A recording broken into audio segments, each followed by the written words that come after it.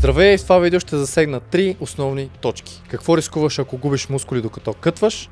Какво рискуваш, ако качваш прекалено много мазнини докато бълкваш? И каква е разликата във времето, която ще ти отнеме да постигнеш генетичния си потенциал, ако продължаваш да губиш мускули докато кътваш и ако продължаваш да качваш прекалено много мазнини докато бълкваш. Единственият начин за да качваш мускули в дългосрочен план, докато поддържаш нивата на мазнините в тялото, е като редуваш бълк и кът фазите. За да стане това, трябва да правиш както калорийни, така и макропромени в начина си на хранене и основната причина заради това е промяната в енергийните нужди на тялото, докато губиш или сваляш тегло. Ако не правиш тези промени, се приготви за дългосрочен застой и дори по-лошо. Ще се откажеш или другия най-лесен вариант в тази ситуация са стероидите. И така, да започваме. Ако планираш или променяш стратегията си прекалено агресивно, рискуваш загуба на мускули докато кътваш и покачване на излишни мазнини докато бълкваш. И това ще добави години в лутане докато постигнеш генетичния си потенциал или точката, в която си нацепен максимално без употреба на стероиди. Тук основният проблем е, че решението на задачата не гадаличка ничии топки, демек не е най-интригуващото нещо. И точно поради тази причина се пръкват разни шарлатани, които ти обещават краткосрочни резултати и никой не ги държи отговорни за дългосрочните ти резултати. Така че идеята на това видео е да ти покажа каква е разликата между добре изпълнените промени по време на диетата с надеждата, че ако го приемеш на сериозно, ще си спестиш години в лутане и грешки и риска от влошаване на здравословното състояние. Запомни, единственият шорткът е да правиш нещата правилно. Започвам с първата точка. Какво рискуваш, ако губиш мускули докато кътваш? По време на кътинг фаза трябва да редуцираме калорийния прием, за да продължим да прогресираме. Но същевременно не искаме да го правим прекалено рано или безразборно. Това ще доведе до момент, в който диетата ще стане непоносима и риска от загубата на трудно спечелени мускули ще се увеличи. Да губиш мускули е като да правиш една крачка напред и две назад. Погледни графиката на екрана и ще добиеш представа какво точно имам предвид. Тези линии са мускулната маса и нашия път към генетичния потенциал и сам виждаш, че ако прецакаш нещата и губиш значително количество мускулна маса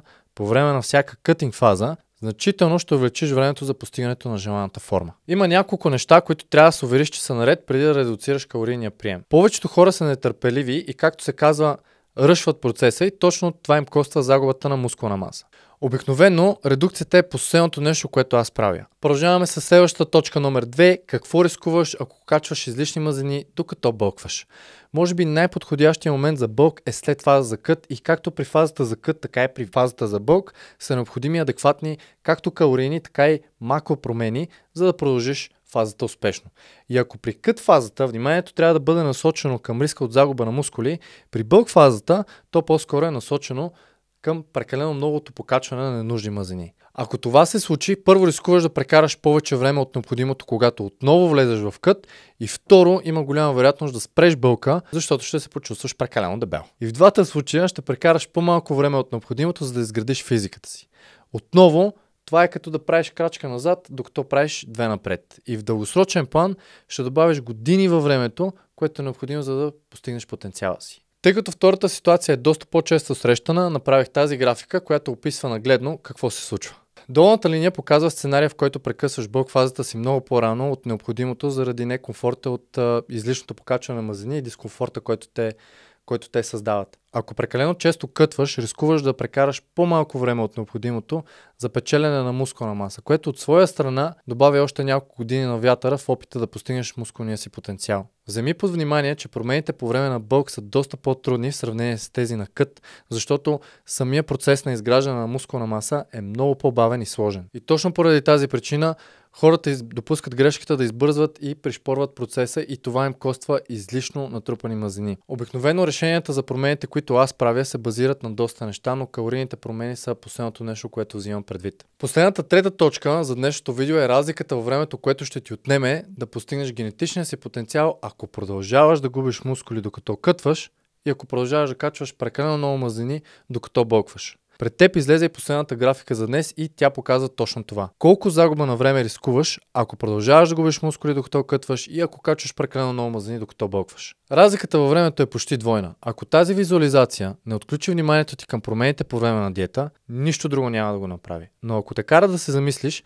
това е добър индикатор, че гледаш сериозно относно фитнес целите си. Ако нямаш време за губене, чувстваш се объркан, не знаеш откъде да започнеш, но искаш да си сигурен, че си на правилния път, кликни на линка в описанието и направи нашата скор карта. Ще ти отнеме минута Безплатно е и ако нещо не ти е ясно, винаги може да се чуем и да направим цялата тази информация в конкретни стъпки за действие. На базата на отговорите ти ще получиш персонален доклад, чрез който ще ти дам безценни съвети, с които да премахнеш съмненията, кое е окей за теб и кое не е. Линк в описанието. Също така не пропускай епизода следващата седмица, в който ще ти кажа как да правиш по-умни избори на храна, както и ще ти дам моите топ 8 най-бързи и лесни протеинови и въглехидратни рецепти, с които винаги да си на време и същевременно да се придържаш към хранителния си план, така че удари камбаната, ако все още не си се абонирал, сега е момента, не боли и е безплатно. Чао и до скоро!